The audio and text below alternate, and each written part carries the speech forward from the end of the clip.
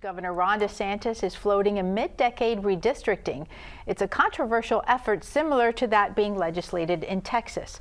The proposal would redraw congressional districts before the usual once-a-decade update.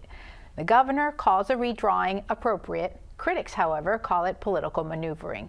This geographic tug-of-war is happening ahead of the 2026 midterm election.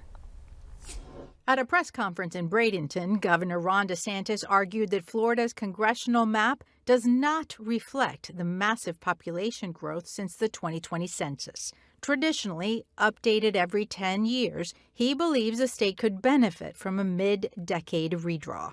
We got a raw deal in the census. We only got one seat. When some of these other states were getting seats, when we've obviously had more growth, we should have gotten at least two. Lawmakers do have discretion to redraw lines in the middle of the decade. It's a legal but rarely taken move.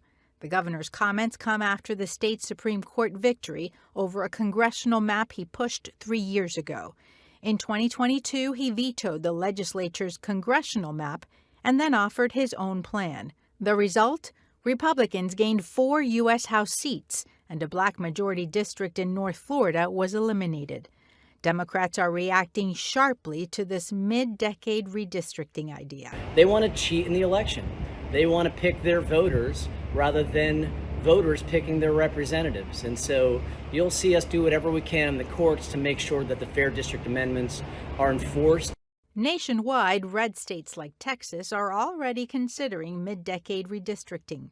A new map just proposed in the Lone Star State could hand the GOP 5 more seats in Congress, widening Republicans' very slim majority in the House of Representatives. And Democrat-led states like California are planning to counter Texas with redistricting plans of their own. It's important to note that Florida voters passed the Fair Districts Amendment back in 2010. The constitutional provisions are meant to prevent gerrymandering. They require that the maps not favor political parties or incumbents. The districts must be compact, adjacent, and follow natural or political boundaries. The courts have used these rules to strike down perceived partisan maps and could come into play in the future. Your thoughts on the panel? Jennifer, I'd like to start with you. Well, first and foremost, I'd like to say that, as it was stated, this map, the current map that we have, was drawn by Ron DeSantis, the same person who wants to bring us back into this. Just 2 years, in 2022, 2.5, 3, he was redrawing the lines over in Pinellas County and redistricted in the middle of an election to try to ensure that these seats remained under tighter control of the Republicans.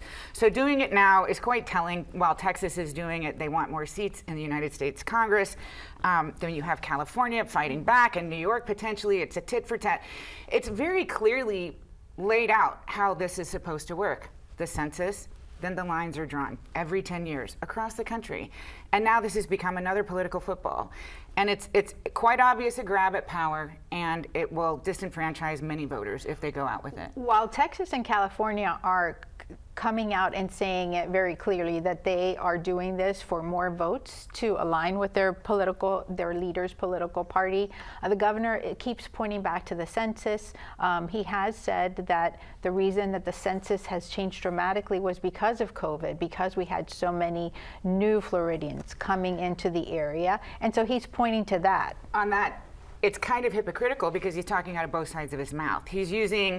He's coming after, we're going to get into this, he's coming after municipalities and saying they're overtaxing for the population that they have, but yet somehow we've managed to explode enough population that we need another congressional seat now. So, Mark? So part of his argument makes sense. We're a growth state, people are moving to Florida, people are moving to Texas. However, the problem is the census constitutionally is every 10 years. Now, this week he called for a change to do every 5-year census, which would require a constitutional amendment. I understand the redistricting because if we wait till the 2030 census, it would be 2 more years before you'd see any change. So his attitude now is let's try and get as many seats as we can. Craig, when you look at the state of Florida, in your podcast, you focus on so many things about the environment.